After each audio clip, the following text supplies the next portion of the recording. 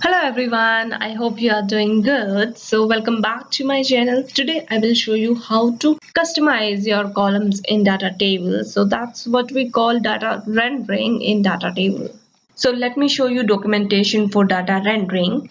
There you can see a sample table where you can see first one is position having a anchor tag, then office is having their country flag. After that there is progress bar. After that date format, and last one color is changed of text. So let me show you code, guys. It's very easy. You have to just add render, and inside that one function is there. You can put your if condition else, and you have to just return the data. So that's the only thing you need to do for rendering your data as you want. So let me show you what I have done till now. So I have created one table. You can see clothing, stock and status column. I have created this using Ajax data table. So to create this table, I have used database DB product, and inside that category master table, you can see all these three are same listed in my data table.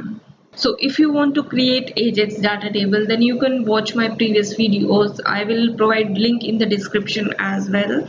So in this video, I will just be focusing on column customization. So finally, let's start with the code, and you can see I have one home controller in which home model is loaded, and in index table view is loaded. Then in model there is one function for getting all the categories.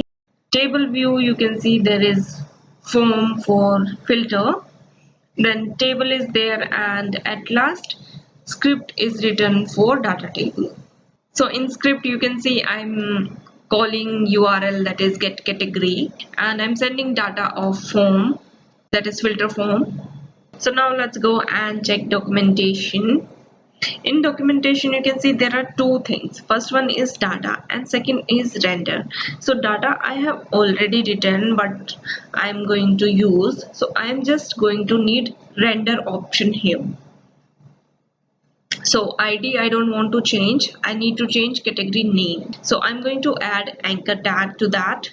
So write render function, and params is going to be data type and row. So let me console all these three, and let me show you what exactly we will be getting in data type and row.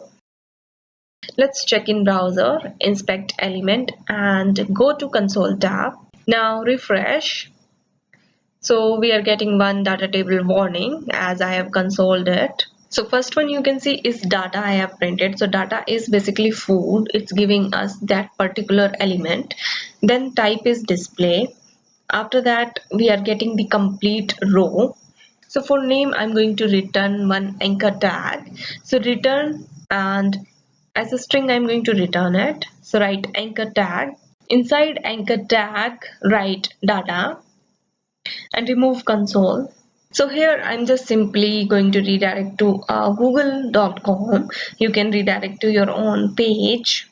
So let me refresh our browser, and now you can see our category is having link added to it. So if I click on the link, you can see it's going to redirect, but link is not proper. So let me just add HTTPS in front of that.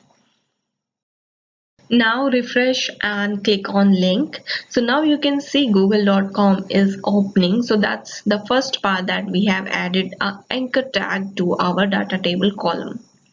So next column I'm going to customize is category stock. So in category stock I'm going to add one icon. So remove extra thing, that is anchor tag, from here, and now I need to add icons. So which icon should I use for stock? So let's say warehouse I'll use. Let's save and refresh. So now you can see with stock we are having our icon here. So we are only left with one column to customize, that is status. In that I'm going to add one button there, and I'm going to use if and else condition as well. Inside render, define one variable, let's say var btn, and write if condition, let's say if data equals to active, then in btn define a button with class, let's say btn primary. As it's active, so let's change to success class. Then pass data and close the button tag.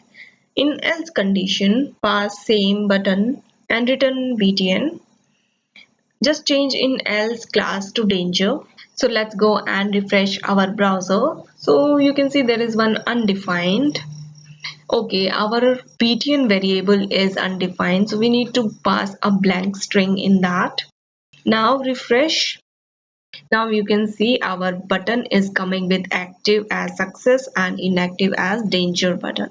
So that's how you can customize your data table using data rendering. So in this video I have shown you just basic simple customization. So if you want any particular customization of any column, so just comment down below. So that's all in this video. I hope you like this video. Please like, share and subscribe to my channel. Thank you so much for watching.